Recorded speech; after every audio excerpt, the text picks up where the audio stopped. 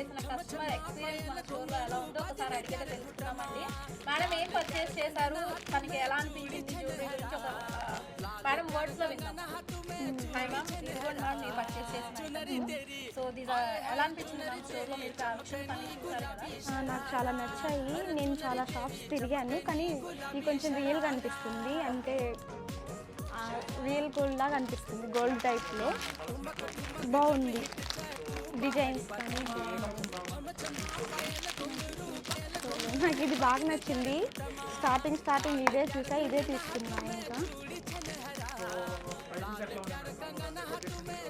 బడ్జెట్లోనే ఉన్నాయి. మనకి ఎంత కాస్ట్లో కావాలంటే 2000 నుంచి మన బడ్జెట్ కాస్టే. ఇదైతే 2800కే వచ్చేసింది.